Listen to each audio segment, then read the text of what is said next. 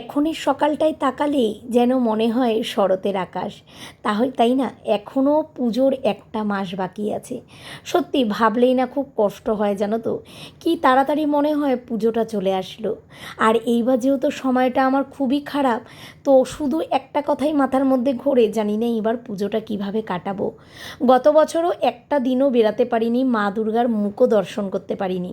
ঘরের সামনে গিয়ে একবার মা দুর্গাকে প্রণাম করে এসেছিলাম, বেরোতেও পারিনি। এইবার খুব ইচ্ছে আছে বাবানকে নিয়ে বেরাবো, জানি না কতটুকু কী হবে। কিন্তু যাই হোক, দেখো পুজোতে তো কেউ আর কারোর জামা কাপড় চিনে বসে নেই যে পুরনো পড়ছে না নতুন পড়ছে। তো তোমাদের দাদাভাইকে তাই বলেছি গাড়িটা ঠিকঠাক করবে বাবানকে নিয়ে, যাতে আমরা ঘুরতে পারি। তো যাই হোক, মানে পুজো তো সকালবেলা ঘুম থেকে উঠেই না আকাশের দিকটা তাকালেই শরৎকালের আকাশটা মানে বেশ ভালো লাগে। যদিও বা হোক, এখনও শরৎকালটা আসেনি, মানে পুজোর এখনও একটা মাস বাকি আছে, কিন্তু রোদটা তো ওরকমই। দেখি যদি পারি এই বছর একটু জামা কাপড় রোদ্দুরে দেবো, জানো তো। জানি না কতটা একদিনে করতে পারবো, অল্প অল্প করে দেবো। কারণ গত বছর তার আগের বার দিয়েছিলাম, গত বছর দিইনি। শাড়ি ঠাড়িগুলো না পুরো ড্যামের গন্ধ হয়ে গেছে। আর আজকে অনেক দিন বাদেও আমি বালিশ টালিশগুলোও রোদ্দুরে দিচ্ছি। এখন তো দেওয়াই হয় না, সত্যি কথা বলতে সময়ের অভাবে এখন আর কাজ করে উঠতেই পারি না। সকালবেলা ঘুম থেকে উঠেই ভাবলাম তোমাদেরকে পদ্মফুল গাছটা দেখাই। গতবার তোমাদের মনে আছে, পুজো তো দিতে পারিনি, মা দুর্গাকে প্রতিদিন পদ্মফুল দিয়ে পাঠিয়েছিলাম তোমাদের দাদাভাইকে দিয়ে। আর অষ্টমীর দিন অনেকগুলো পদ্মফুল ফুটেছিল, মেয়ে গিয়ে পদ্মফুল দিয়ে অঞ্জলি দিয়েছিল। এইবার তো গাছটা অনেক বড় হয়েছে, তাই তোমাদের দেখাচ্ছিলাম। জানি না কতটা ফুল ফুটবে, আর এই বছর মা দুর্গাকে কটা চরণে দিতে পারবো। তোমাদের সবার কথাতে তোমরা এর আগের দিনের ভিডিওতে অনেকেই বলেছিলে মানিক প্ল্যান সবার ঘরে শ্যুট করে না। সত্যি আমি ওই যে বলে না, কেউ কোনো কথা বললে তখন হয়তো সেটা মনে হয়, আমারও ওরকম মনে হয়েছে জানো তো। তাই তোমাদের কথা শুনে মানিক প্ল্যান গাছটাকে বাইরে বার করে দিয়েছি, গতকালই বার করে দিয়েছি। তবে গতকাল আর তোমাদের বলতে খেয়াল নেই। গাছটা দেখলাম শুকিয়ে শুকিয়ে গেছে, অল্প অল্প করে পাতাটার মধ্যে একটু জল ছিটিয়ে দিলাম, আর গোড়াটাতেও অল্প করে একটু জল দিলাম। আর আজকে ঘুম থেকে ওঠার পরেই না কোনো কাজের এনার্জি লাগছে না, কেন জানো তো। যেদিনকে ঘুম থেকে ওঠার পরেই মাথা যন্ত্রণা আরম্ভ হবে না, সেদিন আমার কোনো কাজেরই এনার্জি লাগে না। মানে ওই ঠেকায় পড়ে কাজ করতে হবেই সংসারে, তাই করি। ঘড়ির দিকে তাকিয়েছো, বাজে 11:15, তার মানে আমার ঘরের কিন্তু অনেক কাজ হয়ে গেছে। আজকে মেয়ে কলেজে যায়নি, যাওয়ার কথা ছিল। তো মেয়ে বলল, মা আমার শরীরটা খুব খারাপ লাগছে, ওরও মাথা টাথা ভার হয়ে আছে।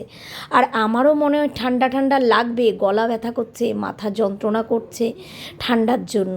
আগের দিন একটু বৃষ্টিতে ভিজেছিলাম। তো কাজের দিদি চলে যাওয়ার পর তারপরে দেখো সকালের টিফিন বানাচ্ছি, আজকে বাটার আর পাউরুটি টিফিনে। তোমাদের দাদাভাইকে বললাম কি খাবে সকালবেলায়, তো মেয়েকেও জিজ্ঞাসা করলাম, সবাই একটাই কথা, তোমার যা খুশি তাই করো। আসলে কি জানো তো, আমার যখন শরীর ভালো না লাগে কাকে বোঝাই, আমার তো কিছুই ইচ্ছে করে না। আগের দিনগুলো খুব মিস করি, যেদিন আমি সারা দিন শুয়ে বসে কাটাতাম। মানে সেই দিনগুলো সত্যি খুব মিস করি। এত বছর পর আবার এইভাবে অভিজ্ঞতা, তো সত্যি বলতে এক এক সময় না চোখ থেকে জল বেরিয়ে আসে। ভাবি একটা গোটা দিন যদি একটু রেস্ট নিতে পারতাম, আমার থেকে খুশি আর কেউ হতো না। সেটা হয়তো আমার এ জীবনে আর সম্ভব না। দেখো আর 4-5 বছর পর, 6 বছর পর যখন মনাকে বিয়ে দিয়ে দেবো, তারপরে পেছন পেছন বাবানও বড় হয়ে যাবে, তখন আবার ওর স্কুল পড়াশোনা চালু হয়ে যাবে। তখন তো আমাকে দেওয়া নেওয়া এগুলো সবই করতে হবে, জানি না কতটুকু কী করতে পারবো আমি। সত্যি আমার শরীর এতটাই মানে কি বলবো তোমাদের, শরীরে কোনো এনার্জি নেই। আমি এটা দেখেছি জানো তো, মানে যদি কোনো খারাপ ইসে থাকে, তাহলে নাকি কাজকর্ম শরীরের কোনো এনার্জি থাকে না। তো জানি না কিসের থেকে কি হচ্ছে, আমি যেন কোনো এনার্জিই পাই না কাজের। কাজ করতে হয় বাধ্যতামূলক, তাই করি, মনের ইচ্ছে দিয়ে কিছু হয় না। এই দেখো ল্যাদ খেতে খেতে সকালবেলার কাজ করলাম। সকালবেলায় এক পাট জামা কাপড় তো কেচে কুচে মেলে দিয়ে এসছি সকালবেলা ছাদের ওপরে। তারপরেও এই যে বাবানকে খাওয়ানো দাওয়ানো করে তারপরে আবার সেই জামা কাপড় বেরায়, তো সেগুলোকেই আবার কাচাকুচি করতে হয়। এই 12টা নাগাদ একবার করি, আর তারপরে যা জমে সেগুলো আর কাচি না, আবার পরের দিন সকালে কাচি। আর আজকে আবার তোমাদের দাদা ভাইয়েরও প্যান্ট গেঞ্জি এগুলো বার করে দিল, সকালবেলা বার করে নিয়ে আমার আরও মাথা গরম হয়ে গেছে। কারণ কি বলো তো, ওই বেলা বাড়ার সাথে সাথেই মেঘলা হয়ে যায়, তো তারপরে জামা কাপড় নিয়ে খুব বিরক্ত লাগে আমার। সেই কারণে আমি সকাল সকাল কেচে দিই। আর দেখতে দেখতে দেখো, এতদিন তোমাদের সঙ্গে ভিডিও শেয়ার করিনি, এই কাকুদের বাড়িও কিন্তু প্রায় হয়ে গেছে। একদম শূন্য থেকে কাকুরা আরম্ভ করেছিল আমাদের বাড়িতে থেকেই, তখন তো তোমাদের সাথে ভিডিও কতদিন শেয়ার করিনি। প্রায় 2 মাসের মধ্যে কাকুদের বাড়িও হয়ে গেছে। কাকুরা এই ভাদ্র মাসটা শেষ হলেই কাকুরা চলে যাবে। তারপরে আমার শাশুড়ি মায়ের ঘরের মেঝেটা করা বাকি আছে, মেঝেটা হবে। আমার জায়ের ঘর ঠিকঠাক হবে, কারণ সামনেই যেহেতু আবার আমাদের বিয়ে আছে বাড়িতে, তো সব কিছু তো আবার একটু অন্যরকম করে ঠিকঠাক করতে হবে। আর আমিও ঠিক করেছি জানো তো, সামনে তো শীতকাল আসছে, তোমাদের দাদাভাইয়ের নিচে শুতে খুব কষ্ট হয়। তো আমি ঠিক করেছি আমার শাশুড়ি মায়ের ঘরটা হয়ে গেলে, আমার শাশুড়ি মায়ের তো খাট আছে, শাশুড়ি মায়ের ঘরটা হয়ে গেলে শাশুড়ি মাকে বলেছি সোফাটাকে আমি ওই ঘরে রেখে দিয়ে আসবো। তাহলে ভাবছি এই জায়গাটায় একটা চৌকি মতো কিছু পাতবো, যাতে তোমাদের দাদাভাইয়ের এই ঠান্ডার মধ্যে নিচে শুতে না হয়। চৌকির ওপরে শুতে পারবে, তো ঠান্ডাটাও কম লাগবে। সত্যি ওকে দেখে খুব কষ্ট লাগে জানো তো। এক এক সময় রাত্রিবেলায় আমি বলি যে মেয়ে তো ওই ধারে শোয়, ছেলে মাঝখানে শোয়, তুমি আজকে খাটের ওপরে এসে শোও। কারণ ছেলে না বিরক্ত করে না, ছেলে ওই 11টা 11:30টার মধ্যে ওই যে ঘুমিয়ে পড়ে, কোনো বিরক্ত নেই জানো তো। ও সারা রাত নিশ্চিন্তে ঘুমায়। আমার ছেলে আমাকে কোনো দিনও রাতে জ্বালায়নি। তো ওকে বলি তুমি আজকে ওপরটায় শো, আমি আজকে নিচে শুয়ে পড়ছি, কিন্তু না, ও শোবে না, ও নিচেই শোবে। আর বিশ্বাস করো এত কষ্ট লাগে, আমরা 3জন খাটে শুই আর ও নিচে শুয়ে থাকে, আমার দেখে খুব কষ্ট লাগে। কিন্তু কিছু করার নেই, তোমরা তো আমার পজিশন দেখতেই পাও, আমার তো কোনো রকমই উপায় নেই। তাও ভেবেছিলাম যে বাবানের অন্নপ্রাশনের পরেই ওপরে একটা ঘরে হাত দেওয়ার ইচ্ছে আছে।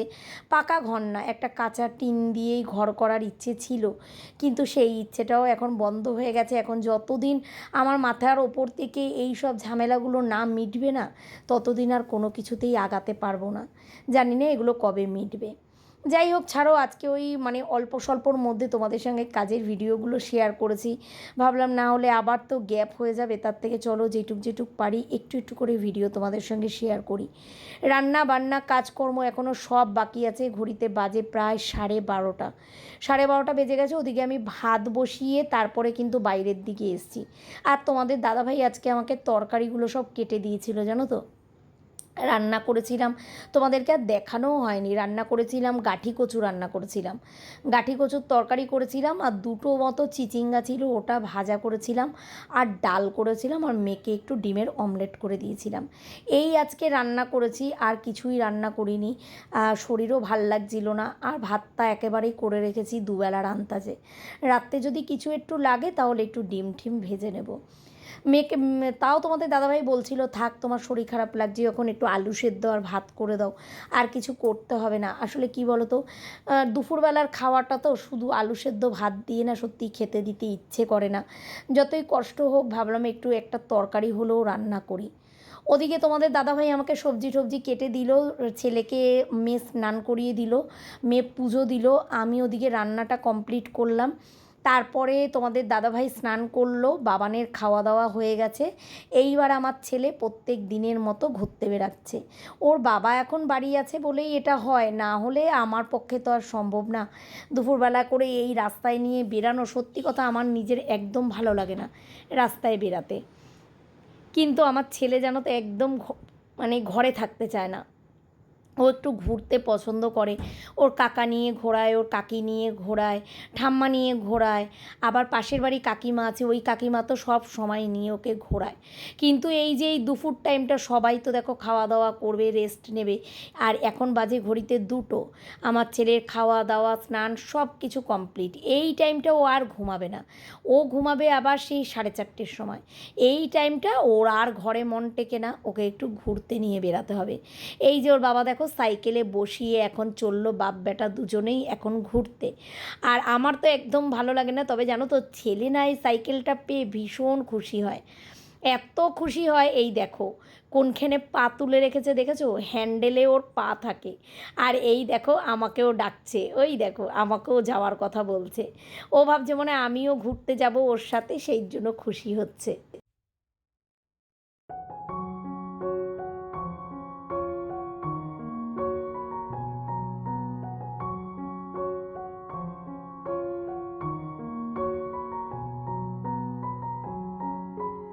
সেই যে দুপুরবেলায় খাওয়া দাওয়া করে শুয়েছি, বাজে এখন ঘড়িতে প্রায় 7:30। ছেলে উঠলো আর আমিও উঠলাম। মেয়ে তো অনেক আগেই উঠে গেছিলো। মেয়ে আবার ওই টিউশনি করে তো, বাড়িতে পড়তে এসেছিলো, পড়াচ্ছিল। তারপরে মেয়ে ডাকেও নি, আমি যেহেতু ঘুমাচ্ছিলাম, ছেলেও ঘুমাচ্ছিল, তাই ডাকেনি। উঠে ছেলেকে খাওয়ালাম। আর সারাদিন তো তোমাদের সাথে আজকে সেরকমভাবে কোনো ভিডিও করতেই পারিনি। তো সেই কারণে এত শরীরটা খারাপ লাগছিলো, মেন মাথার যন্ত্রণা হলে না আমি আর ঠিকই থাকতে পারি না। এত মাথার যন্ত্রণা করছিল যে কি বলবো, এখনও করছে। এইটুকুনি জায়গা যন্ত্রণায় ফাটিয়ে দিচ্ছে। ছেলেকে খাইয়ে দাইয়ে দিয়েছি, খুব ঘ্যান ঘ্যান করছে ঘুম থেকে ওঠার পরে। আবার সাইকেলে বসিয়ে তোমাদের দাদাভাই নিয়ে গেল একটু রাস্তার দিকে, বলে একটু দোকানের দিক থেকে ঘুরিয়ে আনি, তাহলে ওর মনটা ভালো হবে। আমি বললাম ঠিক আছে নিয়ে যাও। তো নিয়ে গেল। আর আমি ভাবলাম যে সারাদিনে তো সেইভাবে আজকে ভিডিওই হয়নি, তো বাবানের অন্নপ্রাশনের পরে তোমাদেরকে তো বাবান কি পেয়েছিল সেগুলো বাদই দাও, কিছুই গিফট তোমাদের দেখাতে পারিনি, সব বাংকারে তুলে দিয়েছিলাম। তারপরে সোনা গয়না কী পেয়েছিল সেগুলোও দেখানো হয়নি, ভাবছি ওগুলো একটা অন্য একদিনের ভিডিওতে তোমাদের দেখাবো। আজকে ভাবলাম চলো তাহলে ভিডিও তো ছাড়তে হবে, নাহলে ভিডিওটা গ্যাপ হয়ে যাবে।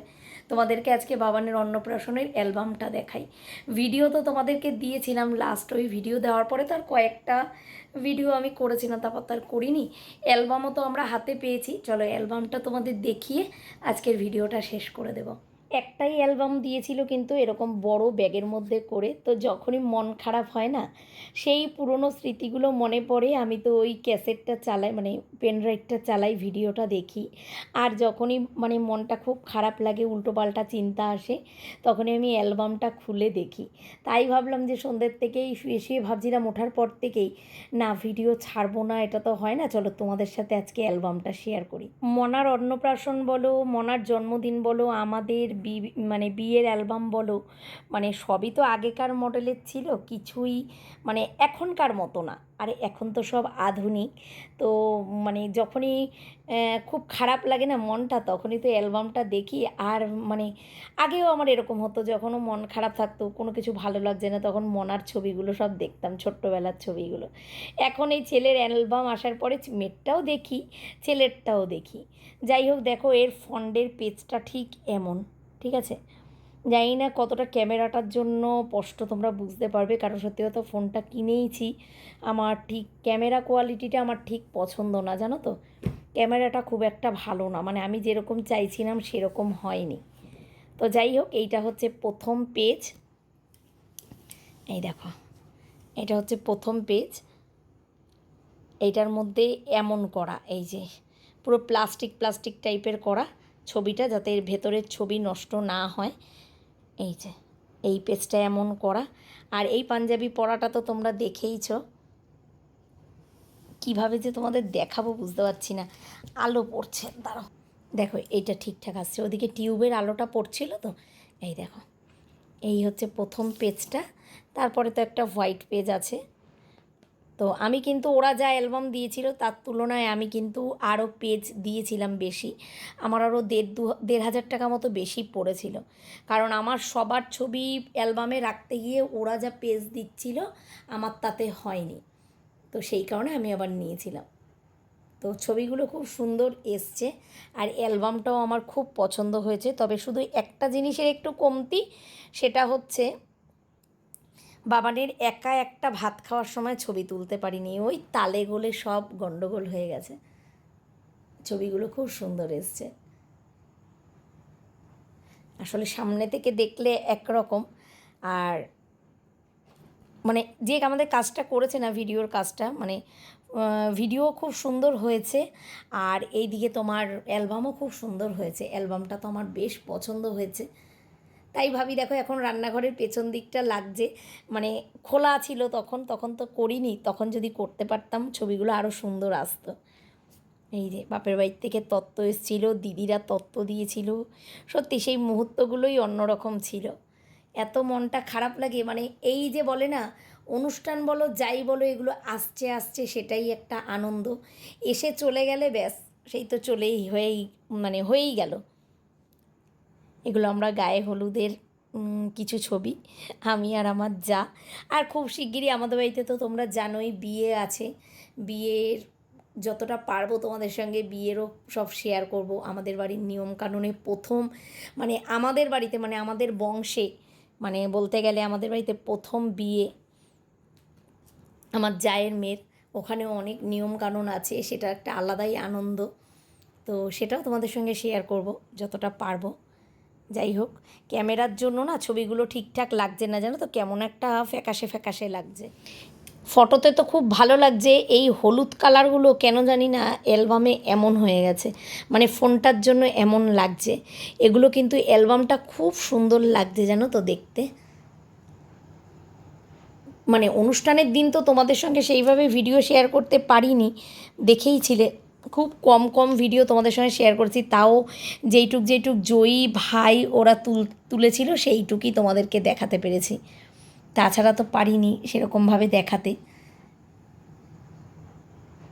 তো কেমন হয়েছে ছবিগুলো অবশ্যই বলবে। দেখো বাবানকে দেখো, মানে একদম অন্য রকম।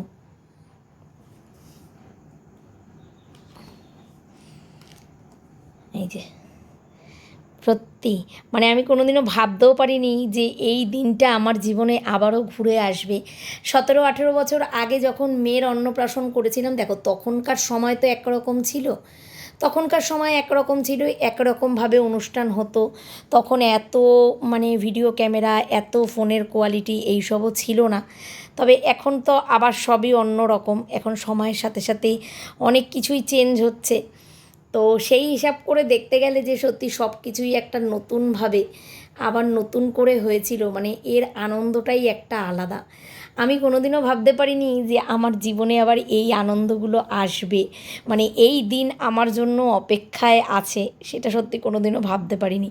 দেখো ক্যামেরাটার জন্য ঠিক বোঝা যাচ্ছে না, দেখো এখানে আমার ছেলেকে না ভোগের প্রসাদ দিয়েছিলাম, শ্যামের মন্দির থেকে ভোগের প্রসাদ আনা হয়েছিল।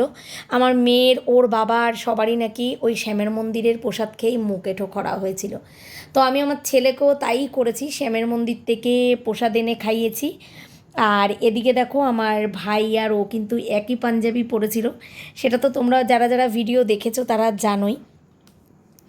আর আমি কিন্তু এই জায়গাটায় ছিলাম না, কারণ এই খাওয়ানোর সময়টা মাকে নাকি দেখতে নেই, কেমন নিয়ম না, ছেলে মেয়েকে মা কষ্ট করে জন্ম দেয়, আর ছেলে মেয়ে যখন প্রথম খাবার মুখে দেবে, তারপরে ধরো ছেলের যখন বিয়ে হবে, এগুলো নাকি মাকে দেখতে নেই, মেয়ের যখন বিয়ে হবে তখন নাকি মাকে দেখতে নেই।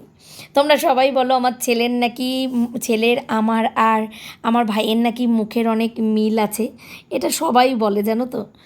আর যেদিনকে ছেলের অনুষ্ঠান ছিল, অন্নপ্রাশনের অনুষ্ঠান, সবাই একই কথা বলছিল যে এটা আমার ছেলে কম, আমার ভাইয়ের ছেলে বেশি মনে হচ্ছিল, মনে হচ্ছিল ভাই আর জহিরই মানে ছেলের অন্নপ্রাশন হচ্ছে, ওদের সঙ্গে পুরো একদম মিল আছে, অনেক মিল আছে। কেমন হয়েছে অবশ্যই বলবে হ্যাঁ ছবিগুলো। আর এইটা হচ্ছে আমাদের রাতের লুক। দেখো প্রথমে তো বাবানকে এই ড্রেসটা পরিয়েছিলাম, কিন্তু তারপরে বেশিক্ষণ ও থাকতে পারেনি এই ড্রেসটা পরে, কারণ ও এখানে ফটোশ্যুট হচ্ছিল ঘরের ভেতরে, তখনই কিন্তু ও বমি করে দিয়েছিল। তারপরেই ওকে চেঞ্জ করিয়ে দিয়েছিলাম। আর এইটা তো আমাদের ব্যাকগ্রাউন্ডটা, গেটটা, দুটো গেট হয়েছিল সেই ছবিটা। তারপরেই কিন্তু ওকে ছাড়িয়ে দিয়েছিলাম, ছাড়িয়ে পরিষ্কার করে দিয়েছিলাম, আবার তারপরে অন্য জামা পরিয়েছিলাম। আর সত্যি কথা বলতে অনুষ্ঠানের দিন আমার মেয়েকে এত ভালো লাগছিল তোমাদেরকে বলে বোঝাতে পারবো না। মনাকে তো একদম চেনাই যাচ্ছিল না, আর সত্যি কথা বলতে সবথেকে মনে হয় অনুষ্ঠানের দিন সুন্দর লাগছিল আমার মেয়েকেই। এখানে আমরা তিনজনে ফটোশ্যুট হচ্ছিল যখন ঘরে, তখন তিনজনে ছবি তুলছিলাম, তখন মেয়ে ছিল না, মেয়ে আবার বাইরের দিকে প্রচুর ছবি তুলেছে, মেয়ে বাইরের দিকেই ছিল। এই যে মনা, হ্যাঁ রাজরানীর মতো বসে আছে।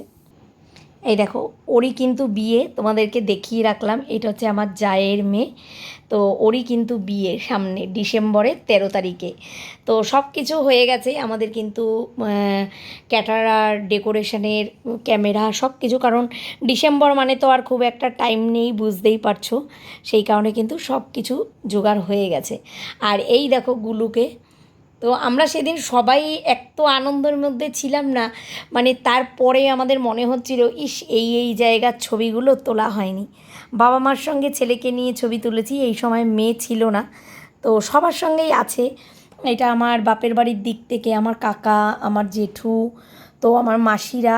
আর সব থেকে দুঃখের কথা জানো তো, এই যে আমার মাসি দেখতে পাচ্ছ, এই যে আমার মাসি মেসো, আর এই যে দুই বোন দেখতে পাচ্ছ, এটা হচ্ছে আমার মাসির জায়ের দুই মেয়ে। তা যা তো অনেক বছর আগেই মারা গেছিলো। আর আমার মাসিও কিন্তু রিসেন্ট মারা গেছে জানো তো। মাসিকেও আমরা শেষ দেখা দেখতে পারিনি। এই অনুষ্ঠানের দিনই মাসির সঙ্গে লাস্ট দেখা, মানে জীবিত অবস্থায় মাসিকে লাস্ট দেখেছি, তারপরে কিন্তু মাসির সঙ্গে আর দেখা হয়নি। এটা হচ্ছে সবথেকে বড় আক্ষেপ মানে আমাদের জীবনে, যে আমরা ঘরের সামনে থেকেও মাসিকে শেষ দেখা দেখতে পারিনি। আর মাসিকে আমার এই অনুষ্ঠানের দিনই আমি লাস্ট দেখেছি। মানে এটা হচ্ছে আমার পুরো ফ্যামিলি আছে, বুঝেছো। কারণ আমার তোমাদের তো বলেইছি, আমাদের কিন্তু শ্বশুরবাড়ির দিক থেকে নিজের বলতে কেউ নেই। আমার শাশুড়ি মা একাই, আমার শাশুড়ি মা একাই, আমার শাশুড়ি মায়ের কোনো ভাই বোন কেউ কিন্তু নেই। হ্যাঁ আছে, বলবো না নেই বলবো না, কারণ ওই কাকাতো জ্যাঠাতো এমন আছে। তো নিজের বলতে কিন্তু কেউ নেই, মানে রক্তের সম্পর্কের ভাই বোন যেরকম ধরো আমার হাজব্যান্ড, ওরা ওরা সেই হিসাব করলে তো সেরকম নেই। তো সেই কারণে কিন্তু আমার বাপের বাড়ির আত্মীয় স্বজনই সব, আমার জায়ের বাপের বাড়ির সব এই মিলিয়েই আত্মীয় স্বজন। আর নিজেরা কিন্তু নিজেরাই, ব্যাস। এইটা তোমাদের দাদাভাই সবসময় বলে যে ওর জীবনের বড় আক্ষেপ, মানে ওর জীবনে মামা মাসি কী জিনিস এগুলো ও দেখেনি। আর এই যে আমার আর আমার মেয়ের তোলা ছবি, জানি না মেয়ের বিয়ের সময় তো আর এমন সাজতে গুজতে পারবো না, আর সেরকম আর সময়ও থাকবে না। তো মেয়ে আর আমি স্মৃতি হিসাবে তুলে রেখেছি অনেকগুলো ছবি। এই যে মানে এই অনুষ্ঠানের দিন সবাই বলছিল আমরা মা মেয়ে কম, দুই বোন নাকি বেশি লাগছি জানো তো। যারা ক্যামেরাম্যান এসছিল তারাও এই কথাটা বলছিল যে দিদি এটা তোমার মনেই হচ্ছে না যে এটা তোমার মেয়ে, তোমাদের দুই বোনই মনে হচ্ছে। সত্যি কথাই তাই। আমি আর মেয়ে এখন তো বাবান হয়ে গেছে, আর একটা ডেলিভারির পরে বুঝতেই পারো একটা কত তফাৎ আসে, মানুষের শরীরে কতটা চেঞ্জ আসে। অনেক বছর আগে যেহেতু মনা হয়েছিল আমার, কিন্তু সবটা ঠিকঠাক হয়ে গেছিলো। আবার এই যে বাবান হয়েছে, শারীরিক অনেক প্রবলেম, অনেক কিছু অন্যরকম হয়ে গেছে। তো সেই দিক থেকে দাঁড়ালে এখন হয়তো একটু মামা মনে হয়, কিন্তু আগে যখন আমি আর মেয়ে একসঙ্গে বেরাতাম না, তখন সবাই বলতো যে তোরা দুই বোনই মনে হচ্ছে, মানে ভাই বোন মনে হচ্ছে, মনে হচ্ছে দুই বোন, মা আর মেয়ে মনে হয় না। তো যাই হোক, এই হচ্ছে আমাদের ফটো অ্যালবাম। আর এই হচ্ছে ওর তিন মামা, মাঝখানেরটা আমার জেঠুর ছেলে, আর সাদা গেঞ্জি পরাটা আমার কাকার ছেলে, আর আমার ভাইকে তো তোমরা চেনোই। আর এই দেখো এখানে আমার জামাইবু আর তোমাদের দাদা ভাই। এগুলোই স্মৃতি আমার বাবান বড় হয়ে দেখবে, কারণ ও যেহেতু অনেক ছোট, বুঝতেই পারছো এত বছর পর হয়েছে, ও অনেকটা ছোট। সেই কারণে ও যখন সবাইকে চিনবে এই ফটোর অ্যালবামের মাধ্যমেই চিনবে। কারণ কি বলো তো, তখন তো ও বড় হতে হতে সবাই অনেকটা বড় হয়ে যাবে, বয়স হয়ে যাবে অনেকের। তো সেই কারণে ও তখন কাউকে চিনতে পারবে না, ও এই ছবিগুলো দেখে কিন্তু চিনবে, তাই না। মেয়ে আর আমি অনেক ছবি তুলেছিলাম, খুব ইচ্ছে ছিল মেয়ের সাথে অনেক ছবি তুলবো, অনেক ছবি তুলেছি। সেই কারণে না মানে ছবি কিছু বাদ দিতে পারিনি জানো তো। আর এই ছবিটা দেখো, তোমাদের দাদাভাই আর আমি আজ অবধি কোনো দিনও এমন করে সেজে গুজে কোনো দিনও ছবি তুলিনি। এইটা আমাদের বড় আক্ষেপ, কারণ আমাদের বিয়েও হয়েছিল সেরকম একটা, তখন আমাদের সিচুয়েশান ছিল না। তো সেই কারণে সেরকম একটা ছবিও তুলতে পারিনি। এইবার কিন্তু আমরা অনেক ছবি তুলেছি। যাই হোক, এইটা হচ্ছে আমার ফুল ফ্যামিলি, দেখতেই পাচ্ছ। তো এই হচ্ছে আমার পুরো পরিবার। তো তোমাদের অ্যালবামটা কেমন লাগলো অবশ্যই কমেন্ট করে জানাবে, ঠিক আছে। ভাবলাম চলো ভিডিওটা একদমই ছোট্ট হয়ে যাবে, কি দেখাবো তোমাদের, তার থেকে চলো আজকে যখন বসেই আছি অ্যালবামটা তোমাদের দেখাই।